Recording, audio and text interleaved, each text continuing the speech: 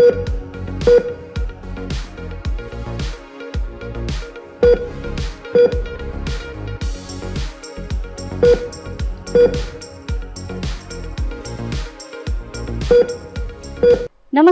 कार्यक्रममा हेल्दी आवरमा यहाँलाई स्वागत छ। म राधिका गेलाल। यो कार्यक्रम हरेक हप्ता यसै समयमा एनटिभी प्लसबाट प्रसारण हुने गर्दछ। दर्शकवृन्द, कार्यक्रममा हामी स्वास्थ्य क्षेत्रको समस्या, समाधान र नेपालमा उपचारमा बिग्रिएका नयाँ प्रविधिहरूको विषयमा विज्ञहरूसँग कुराकानी गर्ने गर्दछौँ। आउनुहोस्, आजको बसाइमा भने अलिकति हामीले फरक ढङ्गले कार्यक्रमलाई प्रस्तुत गर्ने कोसिस गरेका छौँ। आज हामीले गत चैतमा गठन भएको नयाँ सरकारले स्वास्थ्य क्षेत्रमा सबैको पहुँच बराबर गर्ने घोषणा गरेसँगै देशभरका सरकारी अस्पतालको स्तर उन्नति गर्ने कामलाई तीव्रता दिएको छ। त्यसै अनुरूप काठमाडौँका सरकारी अस्पतालहरूको स्तर कसरी उकासिएको छ, त्यहाँ सर्वसाधारणको पहुँच पुगेको छ कि छैन, सेवालाई कसरी छिटो र छरितो बनाइएको छ भनेर आज हामीले स्थलगत अध्ययन गरेका छौँ। त्यसै क्रममा आज हामी काठमाडौँको टेकु स्थित शुक्रराज ट्रपिकल सर्वरोग अस्पतालमा पुगेका छौँ। त्यहाँको स्थलगत अध्ययन गरेर हामीहरू यहाँलाई त्यहाँ कसरी सुधार भइरहेको छ, कस्ता कस्ता परिवर्तनहरू ल्याइएको छ, सेवाग्राहीले सहज रूपमा उपचार पाएका छन् कि छैनन् भनेर आज हामीले हजुरहरूलाई देखाउनेछौँ। आज हामी काठमाडौँको टेकु स्थित शुक्रराज ट्रपिकल तथा सर्वरोग अस्पतालमा आइपुगेका छौँ।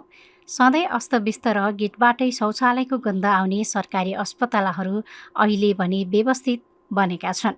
गत चैतमा बनेको नयाँ सरकारले देशभरका अस्पतालहरूलाई स्तर उन्नति गर्ने र स्वास्थ्य उपचार सहज र सरल बनाउने घोषणा गरेसँगै सरकारी अस्पतालहरूको स्तर उन्नति भइरहेको छ। बिरामीहरूको चापले सधैँ अव्यवस्थित देखिने अस्पताल अहिले भने धेरै व्यवस्थित देखिन थालेको छ।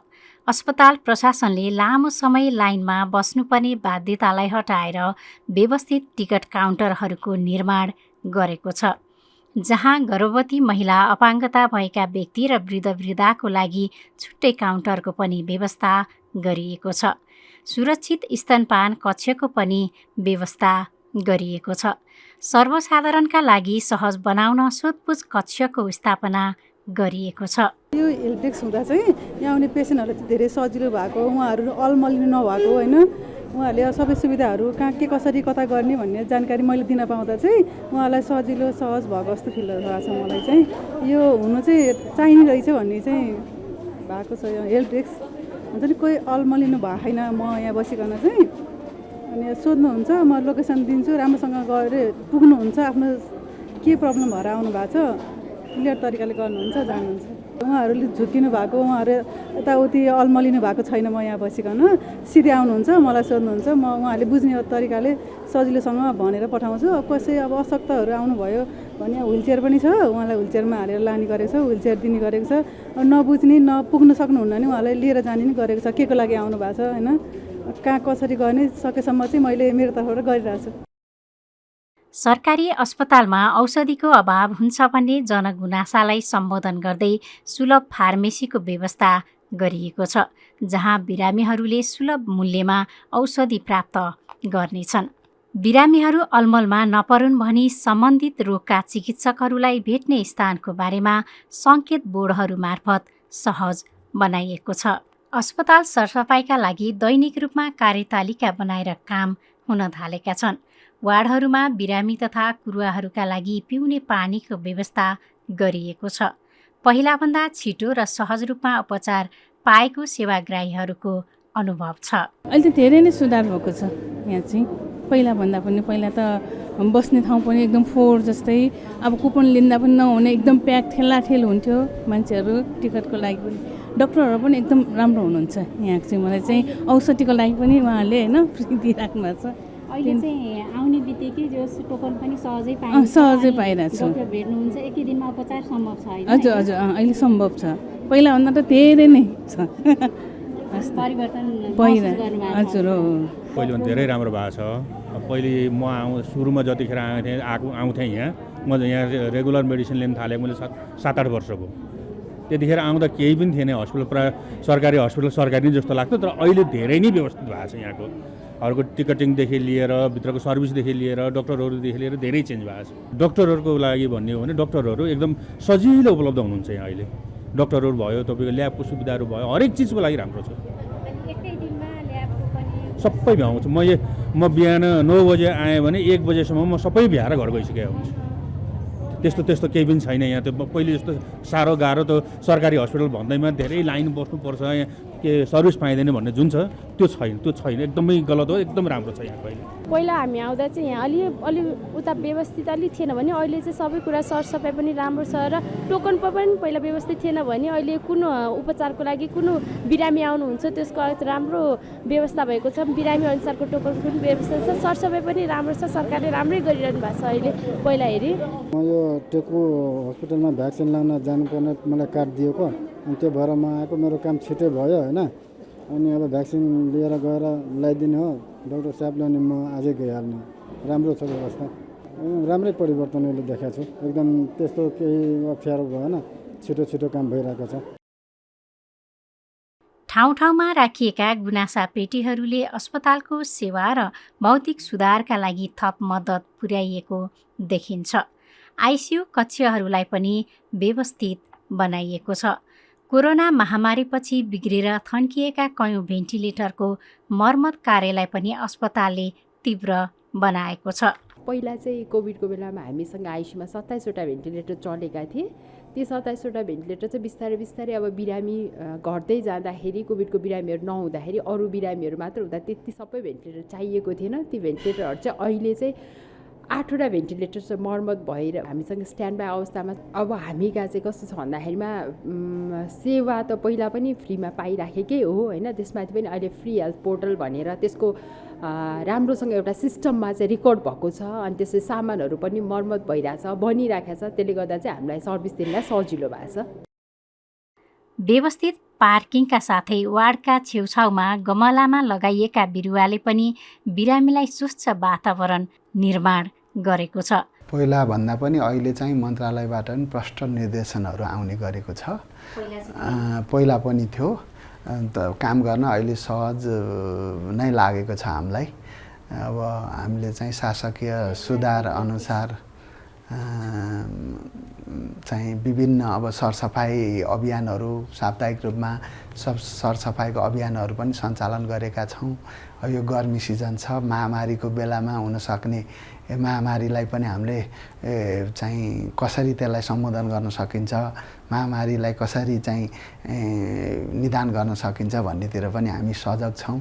र हस्पिटल डिजास्टर प्रिपेयर्डनेस को लागि पनि हामीले के तयारीहरू गर्नुपर्ने हो त्यो हामीले प्लानहरू बनाएर हामी तयारी हालतमा छौँ। पहिला काम अलि सुस्त हुन्थ्यो भने अहिले चाहिँ अलि फास्ट ट्र्याकमा कामहरू भएको छ। व्यवस्थित एक्सरे कक्ष जहाँ वृद्ध र अशक्तहरूका लागि विशेष प्राथमिकता दिएको छ। देशैभरका बिरामीहरू आउने भएकाले सरुवा रोगको जोखिम उच्च रहन्छ। त्यही जोखिमलाई कम गर्न अस्पतालले बिरामी भेट्ने निश्चित समय पनि निर्धारण गरेको छ। आगामी दिनमा अस्पतालको सेवालाई अझ प्रभावकारी बनाउन र छिटो छरितो उपचार सेवा प्रदान गर्नका लागि डिजिटल प्रविधिको प्रयोग गर्ने अस्पतालको तयारी छ। शुक्रराज ट्रपिकल तथा सरुवा रोग अस्पताल नेपाल सरकारको एउटा सङ्घीय अस्पताल हो। यस अस्पतालमा आउने नागरिकहरूको लागि आवश्यक पर्ने जति पनि उपचार, विशेष गरेर विपन्न लगायत जो व्यक्तिहरूसँग आम्दानीको स्रोत हुँदैन अथवा पैसा हुँदैन त्यस्ता व्यक्तिहरूलाई हामीले निःशुल्क उपचार गर्दै आएका छौँ। हाम्रो 40भन्दा बढी शय्याहरू चाहिँ निःशुल्क उपलब्ध छ। आइसियुमा पनि यदि कोही व्यक्तिहरूले पैसा तिर्न सक्नु हुँदैन, विपन्न हुनुहुन्छ भने उहाँलाई चाहिने औषधि उपचार लगायतका अन्य उपचारहरू हामीले निःशुल्क दिने गर्छौँ। त्यो बाहेक पनि हाम्रा विपन्नका विभिन्न सेवाहरू जुन नेपाल सरकारले बनाएको छ ती सेवाहरू पनि हामीले प्रदान गर्दै आएका छौँ। प्राय हेर्ने हो भने चाहिँ यो अस्पताल चाहिँ आम नागरिकहरू जो चाहिँ अलिकति विपन्न हुनुहुन्छ उहाँहरूको लागि नै डेडिकेटेडै अस्पताल भने पनि हुन्छ। र यसमा जति पनि व्यक्तिहरू त्यस्तो किसिमको आउनुहुन्छ उहाँहरूले हामीले निःशुल्क सबै कुराहरू व्यवस्था गरेका छौँ। सरकारी अस्पतालहरूलाई चाहिँ स्तर उन्नति गर्दै लैजाने होइन, उहाँलाई अब सुधार गर्ने भन्ने नीति पनि लिएको छ, त्यो अनुसार आज हामी आइपुगेका पनि छौँ। के सुधारहरू भइरहेका छन्? अब अहिले कस्तो छ भन्दाखेरि यो शासकीय सुधारका जति पनि कार्यक्रमहरू नेपाल सरकारले लिएर आउनुभयो, सँगसँगै स्वास्थ्य मन्त्रालयले पनि यसका बारेमा विभिन्न निर्देशनहरू पटक पटक दिइरहेको अवस्था। हामीले मुख्य हाम्रो सेवालाई चाहिँ आम नागरिकहरूको पहुँचमा पुर्याउने, उहाँहरूलाई अस्पतालमा आइसकेपछि सहज रूपमा सेवा प्रदान गरिने अवस्था सिर्जना गर्ने लगायतका विषयहरू रहेका छन्। त्यसैले हामीले हेर्नुभयो भने अहिले काउन्टर विस्तार गरेका छौँ। हाम्रा 5वटा काउन्टरहरू सञ्चालनमा छन्। त्यसमा अपाङ्ग वृद्धहरूको लागि छुट्टै काउन्टरको पनि व्यवस्था गरिएको छ र उहाँहरूलाई बस्न सहज हुने वातावरण बनाइएको छ हैन। सँगसँगै अब हजुरको हेर्नुभयो भने गुनासोका कुराहरूलाई सम्बोधन गर्नलाई गुनासो सुन्ने अधिकारीको व्यवस्था गरिएको छ र गुनासोहरू तपाईँले पोस्ट गर्नको लागि लिखितमा अथवा तपाईँको QR कोडबाट पनि दिन सकिने अवस्थामा हामीले व्यवस्था गरेका छौँ। अब अस्पताल सुलभ फार्मेसी हैन, सस्तोमा औषधिहरू पाउने गरेर हामीले व्यवस्था गरेका छौँ। अस्पतालमा रहेका औषधिहरूको मूल्य कति पर्छ भनेर डिजिटल ड्यासबोर्डहरू पनि हामीले तयार गरेका छौँ। अब अर्को चाहिँ शासकीय सुधारको एउटा इम्पोर्टेन्ट पाटो चाहिँ आम नागरिकहरूसँग डिल गर्ने जुन कर्मचारीहरूको आचरणका विषयहरू व्यवस्थापन गर्न पनि उहाँहरूको समयमा आउने जाने जुन सिस्टम हुन्छ उहाँलाई डिजिटली हाजिरीको व्यवस्था गरेका छौँ र डिजिटल हाजिरीमा ढिलो आउने व्यक्तिहरूलाई हामीले समयमा आउनको लागि सुझाएका छौँ हैन। त्यसरी चाहिँ कर्मचारीहरूको आचरणमा परिवर्तन ल्याउने कुरा छ। यसमा अर्को जोडिएको कुरा चाहिँ आम नागरिकहरूसँग बोल्ने तरिकाहरूमा कसरी व्यवस्थापन गर्न सकिन्छ भनेर सफ्ट स्किलका कार्यक्रमहरू हामीले प्रत्येक शुक्रबार जस्तो सञ्चालनमा ल्याएका छौँ। त्यो गुनासोमा कलेक्ट भएका विषयहरू पनि प्रत्येक शुक्रबार हामी हाम्रो जति पनि टिम छ बसेर त्यसमा छलफल गर्छौँ र समाधानका उपायहरूतिर जाने गर्छौँ। सँगसँगै अब क्वालिटीहरू अस्पतालले दिने सेवाहरूलाई क्वालिटी इम्प्रुभमेन्टका विषयहरूमा चाहिँ हजुरले हेर्नुभयो भने चाहिँ हामीले यो प्रेस्क्रिप्सन अडिट, डेथ अडिट हैन, अनि त्यो चाहिँ क्लिनिकल अडिट हैन, अनि त्यस्ता कार्यक्रमहरू पनि रेगुलर रूपमा सञ्चालनमा ल्याइरहेको अवस्था छ।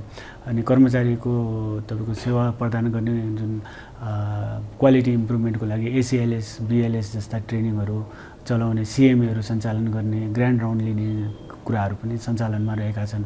अर्को सरसफाइ चाहिँ मुख्य रूपमा रहेकाले अस्पतालमा सरसफाइ व्यवस्थापनको लागि टिम बनाइएको छ अनि उहाँहरूले गरेको सरसफाइको व्यवस्थापनको चार्ट हुन्छ हैन। त्यो जसको ड्युटी छ उहाँले सरसफाइ गरिसकेपछि हाजिर गर्ने त्यो रेकर्ड राख्ने सिस्टम पनि सुरु भइसकेको छ। त्यसले गर्दाखेरि सरसफाइमा पूर्ण रूपमा ध्यान पुगेको अवस्था रहेको छ। अब सँगसँगै ल्याबमा जाने व्यक्तिहरूको भिडभाड कम गर्नलाई QR ले चाहिँ रिपोर्ट भेन्डिङ मेसिनबाट रिपोर्ट आउने व्यवस्थापन गरिएको छ ताकि उहाँहरूलाई चाहिँ त्यहाँ भिडमा बस्न नपरोस् हैन। अब तपाईँको एक्सरे गरेको अथवा CT गरेका फिल्महरू पनि तपाईँको चाहिँ प्याक सिस्टमबाट सिधै रिपोर्टहरू चाहिँ मोबाइलमा जाने प्रविधि पनि हामीले राखिसकेका छौँ, जसले गर्दाखेरि रिपोर्ट लिनलाई फेरि अस्पताल आइराख्नुपर्ने अवस्था रहेको छैन। त्यसै कारणले गर्दाखेरि सरसफाइ लगायत आम नागरिकलाई चाहिँ कसरी सेवामा चाहिँ हामीले सुधार गर्न सक्छौँ भन्ने विषयलाई नै मुख्य ध्यानमा राखेर हामीले जुन शासकीय सुधारमा मन्त्रालयबाट भएका विभिन्न परिपत्रहरूको आधारमा नै हामीले काम अगाडि बढाएका छौँ।